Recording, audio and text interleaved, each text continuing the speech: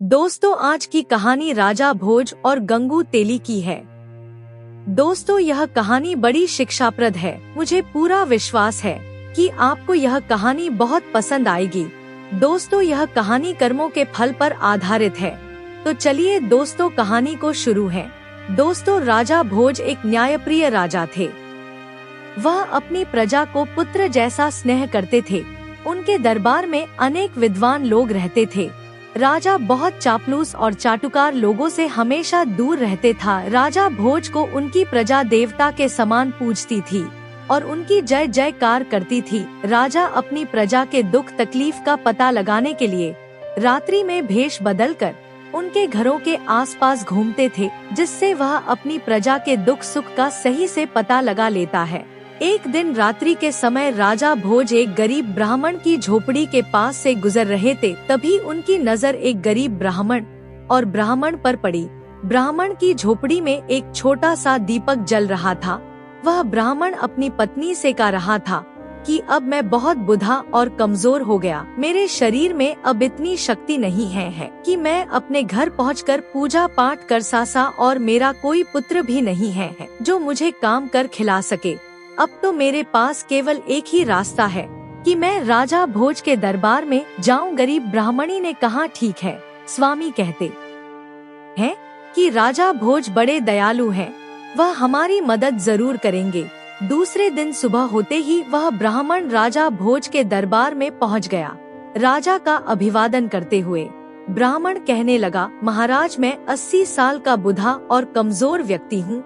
ऐसी दशा में मैं खुद काम नहीं कर सकता। कहते हैं कि बुढ़ापे का सहारा पुत्र होता है, पर मेरा दुर्भाग्य है, मेरा कोई पुत्र नहीं है। अब ऐसी स्थिति में राजन, मुझे 2 जून की रोटी भी मिलना मुश्किल है। राजा भोज ने उसे ब्राह्मण की गरीबी का पता रात्रि में ही लगा लिया था, इसलिए राजा भोज ने 100 सोने और चांदी के सिक्के उसे ब्राह्मण को दे दिए। ब्राह्मण के पास अब इतना धन आ चुका था कि वह सुखपूर्वक अपना जीवन व्यतीत कर सकता था। ब्राह्मण खुशी खुशी घर पहुंचा और वह रुपए एक लकड़ी के संदूक में रख दिया। किंतु रात्रि में एक विचित्र घटना घटी। सुबह जब वह ब्राह्मण संदूक खोला तो सारे रुपए गायब थे। ब्राह्मण सोच में पड़ गया कि उसके घर के दरवाजे सुबह तक बंद थे, कोई व्यक्ति घर के अंदर आया भी नहीं, तो रुपए कहाँ चले गए। वह ब्राह्मण व्याकुल हो सिक्के कर सुबह दूसरी बार राजा भोज के दरबार में पहुंच गया और रात का सारा हाल बताया। राजा ने उसे दूसरी बार भी 100 सोने चांदी के सिक्के दिए।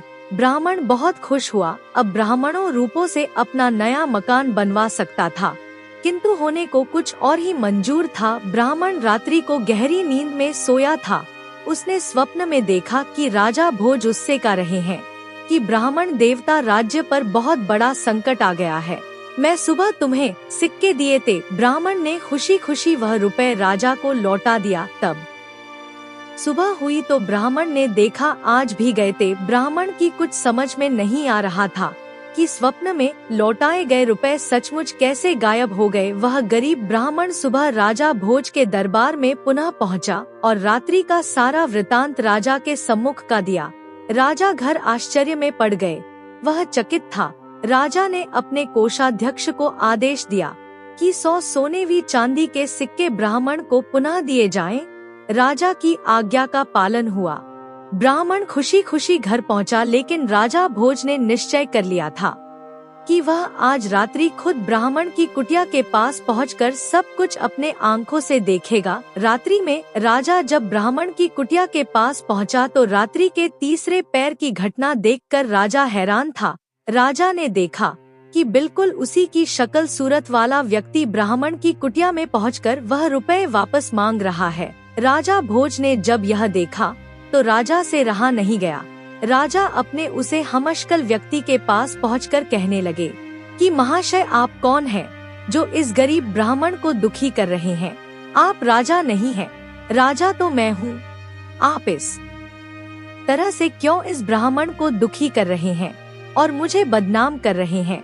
राजा के उस हमशक्ल ने राजा से कहा, राजन, आप नहीं जानते कि यह निर्धन ब्राह्मण अपने किए गए कर्मों का फल भोग रहा है।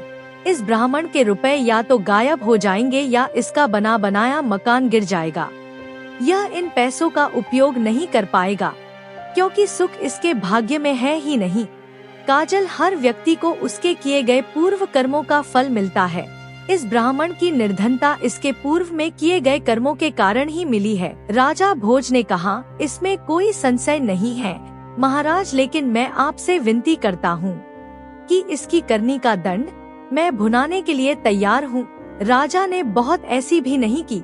तब राजा से वह हमशकल कहने लगा, राजा होने का दंड तो सबको मिलता है, मनुष्य कर्मों और भाग्य का गुलाम है। तुम्हें भी अपने पूर्व में किए गए कर्मों का फल भोगना पड़ेगा, इससे कोई बच नहीं सकता। इस दुनिया में सबको प्रकृति से लड़ना पड़ता है, या प्रकृति ही सबको अच्छा और बुरा अवसर प्रदान करती है। कर्मों का खेल बड़ा विचित्र है। यह कहकर वह राजा का हमशकल गायब हो गया।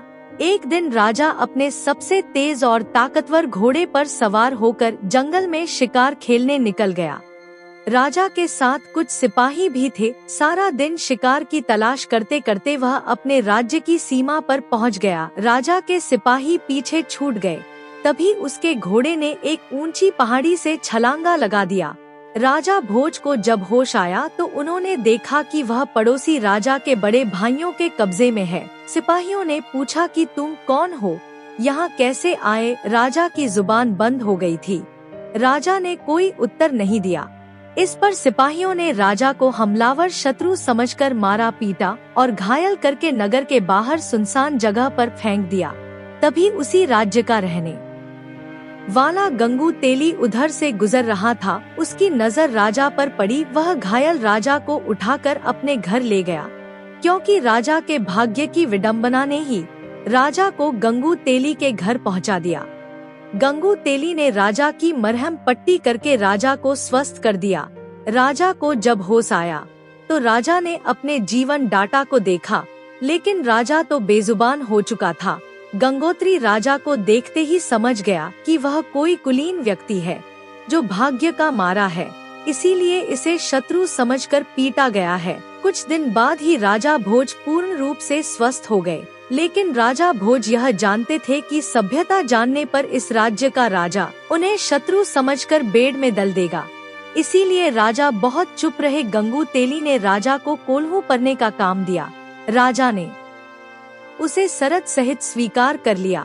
गंगू तेली खुद भी राजा के साथ कोल्हू का बैल बनता था, किंतु हीरा तो कोयले की बीच भी चमकता है और चिंगारी घर अंधेरे में भी चमकते हुई दिखाई देती है। गंगू तेली ने राजा की विशाल महल, चौड़ी छाती, चमकता हुआ मस्तक देखकर अनुमान लगाया कि उसका दास जो है वह कोई साधारण व्यक्ति नहीं है। राजा भोज को अपने जीवन डाटा का कर्ज चुकाना था, इसीलिए पूर्ण स्वस्थ हो जाने पर भी राजा ने अपना भेद नहीं खोला। एक दिन राजा स्वभाव बस कोई गीत गुनगुना रहे थे, तो वहाँ तेल के लिए आए हुए ग्रामीण ने राजा का गीत सुना। राजा की मधुर आवाज सबके मन को भा गई। फिर जब राजा कोई गीत गाता तो गंगू तेली के साथ सभी गीत का आनंद लेते थे। उसे देश का राजा भी संगीत का बहुत बड़ा प्रेमी था। उसकी राजकुमारी भी संगीत की शिक्षा ले रही थी। उसे राज्य के राजा के दरबार में गीत की और नृत्य हुआ करते थे और गाने वालों को उचित इनाम भी दिया जाता था। उसे राज्य के राजा के दरबार में संगीत का विशाल आयोजन था। सबसे अच्छे संगीतज्ञ को चुना जाना था। किसी तरह से गंगोत्री ने अपने दास राजा भोज को तैयार किया और नियत समय पर राजा भोज अपने स्वामी गंगू तेली के साथ उसे दरबार में पहुँचे तो राजा भोज और साधारण वेस्टर्न में थे, लेकिन उनके शरीर से एक पीओएस चमक रहा था। दरबार में चारों तरफ हर उल्लास था। बड़े बड़े गायकों ने अपना गाना सुनाया, परंतु राजा की बेटी वसुंधरा अभी भी श्रेष्ठ गायक की तलाश में थी। अंत में कोने में बैठे हुए गंगू तेली ने राजा भोज की तरफ संगीत के लिए इशारा किया। राजा भोज ने खड़े होते ही चारों तरफ हाथ जोड़कर निवेदन करके मंच की तरफ चलता है। राजा भोज ने गंगू तेली के नौकर के रूप में अपना परिचय दिया और बेड़ा उठाकर गाना शुरू किया। दरबार में बैठे हुए सभी लोग मंत्रमुग्ध हो गए। चारों तरफ से वाह वाह की आवाजें आने लगी। राजकुमारी चिल्लाते हुए कहने लगी, महंगाई श्रेष्ठ गायक पहली बार खुली। सभा में राजकुमारी को इस तरह चिल्लाना राजा और दरबारी को बड़ा अजीब लगा। राजकुमारी पर जैसे संगीत का जादू छा गया था। वह खड़ी होकर फिर चिल्लाने लगी, ये श्रेष्ठ संगीतज्ञ यही है। संगीतज्ञ राजा को यकीन ही नहीं हो रहा था कि राजकुमारी एक साधारण आदमी को इस तरह से अपना मन लेगी। उसे सभा में अपना मन लेने और विजयी व्यक्ति का मतलब था। राजकुमारी का जीवन साथी राजा ने राजकुमारी से कहा कि बिना वंश जाने इस तरह तुम्हारा कहना उचित नहीं है, क्योंकि तुम कोई साधारण कन्या नहीं हो, इस राज्य की राजकुमारी हूँ। राजकुमारी ने कहा, पिताजी ये कोई साधारण व्यक्ति नहीं है, ये पुलिंग वंश का गुणी राजकुमार है, आप परीक्षा करके देख ले। राजकुमारी वसुंधरा ने पूरे विश्वास के साथ उत्तर दिया, क्योंकि राजकुमारी का मन कहता था कि यह कोई साधारण व्यक्ति नहीं है। राजा सिद्धराज के दरबार में ज्ञानियों की कमी नहीं थी। वहाँ 4 विद्वान धर्मदेव और पुण्यदेव बैठे थे। राजा ने दरबारी को संबोधित करते हुए कहा, विद्वानों, हम इस युवक का परिचय इसकी गुना से ही जानेंगे। हमारे 4 विद्वान ही उसे श्रेष्ठ गायक का चुनाव करेंगे, जिसे वसुंधरा पसंद कर सकेगी। हम स्वयं इन 4 विद्वानों से उस युवक के बारे में प्रश्न करेंगे। सबसे पहले सिद्धराज ने विद्वान धर्मदेव से प्रश्न किया कि धर्मदेव, इस आर्यावर्त में सबसे अधिक धार्मिक युवक राजकुमार कौन है? धर्मदेव ने कहा, महाराज, आप स्वयं बुद्धि के भंडार हैं, परंतु जहाँ तक मुझे देश प्रदेश का ज्ञान है, धारा नगरी के राजकुमार राजा भोज है। कोई बड़े बड़े धार्मिक कार्य किए हैं, सारी प्रजा उन्हें देवता की तरह पूजती है। राजा सिद्धराज में अगला प्रश्न तब देव किया कि तब देव, आप बताएं कि इस धरती पर आप किसी युवक को तपस्वी मानते हैं? तब देव ने कहा, महाराज, राजा भोज ही कई उद्योगों में जीवन मृत्यु के बीच पहुंचकर बिजी हुई है। ऐसे वीर को मृत्यु भी आसानी से नहीं छू सकती। राजा सिद्धराज में तीसरा प्रश्न किया कि आप बताएं कि इस धारा पर किस युवक के कर्म अच्छे हैं? कर्मदेव ने कहा, महाराज, जहां तक मुझे ज्ञान है, राजा भोज की कर्म बहुत अच्छे। राजा सिद्ध अपने अंतिम प्रश्न पुण्यदेव से किया कि पुण्यदेव, आप बताएं, ऐसा कौन सा पुण्य आत्मा युवक है जो हमारी सभा में आकर हमारे सामने हमारी राजकुमारी का पानी ग्रहण कर सकेंगे? महाराज, ऐसी पुण्य आत्मा तो इस धरती पर राजा भोज ही है। उनके पुण्य की कहानियाँ अनेक है, वो सबसे महान है, पुण्यदेव ने स्पष्ट किया। अब सारे दरबार में सन्नाटा था कि अब इस युवक का क्या होगा, पर वह युवक बिल्कुल शांत और गंभीर खड़ा था। राजा ने उस युवक से पूछा कि तुम अच्छे कलाकार अवश्य ही हो, परंतु हमारे सभासदों का निर्णय सुन लिया होगा। हमारी बेटी ने अनजाने में कैसे अचानक दरबार में यह अभद्रता क्यों कर डाली? हमारी बेटी केवल राजकुमार भोज के ही अनुकूल है। हमारे विद्वानों के अनुसार राजा भोज में 4 गुण, धर्म और पुण्य मौजूद है। उसी वक्त व्यक्ति ने कहा, नहीं महाराज, हमारी भ्रष्टाचार क्षमा करें, भोज के गुना से भी बड़ी कोई शक्ति है जो महान व्यक्तियों को भी अपने बस में रखती है। राजा सिद्धराज चिल्लाते हुए बोले कि तुम हमारे विद्वानों का अपमान कर रहे हो, पुण्य से भी बड़ी कोई शक्ति है। युवक, तुमको नहीं पता हमारे विद्वानों का अनादर करने का दंड क्या है? वह युवक बोला, महाराज, दंड तो बुरे कर्मों का मिलता है, सत्य बोलने पर नहीं, सत्य बोलने पर तो इनाम मिलता है। युवक की बात सुनकर भारी सभा में थके क्या मतलब है इसका? राजा सिद्धराज ने कहा, कैसा इनाम? युवक ने कहा, महाराज, धर्म, कर्म, तप और पुण्य से भी बड़ी शक्ति है। होनी अहोभाग्य राजा भोज इन सब गुरु के होने के साथ साथ अभी भी दर बदर की ठोकरें खा रहा है, पर होनी बड़ी प्रबल है। राजा सिद्धराज ने कहा, तो क्या तुम ही राजकुमार भोजपुरी मौजूद यह सब होनी का खेल है जो आज मैं आप सबके बीच हूँ? भोज ने ब्राह्मण और शिकार की सारी बातों कह सुनाई। कहा, महाराज, आपके सैनिकों ने तो मुझे मार कर फेंक दिया था, पर ये तो भला हो मेरे जीवन दाता गंगू तेली का, जिन्होंने मेरे प्राण बचाए, पर मैंने इन्हें भी अपना परिचय ना देकर इनकी दस्ता को स्वीकार कर लिया। सारी सभा में हर्ष का माहौल हो गया। पूरी सभा में राजा भोज की जय जयकार होने लगी। इसी के साथ राजकुमारी वसुंधरा ने राजा भोज के गले में जयमाला डाली और विवाह किया। राजा भोज का विवाह पूरे विधि विधान के साथ हुआ। दोस्तों, इस समय खूनी राजा भोज पर प्रसन्न थी।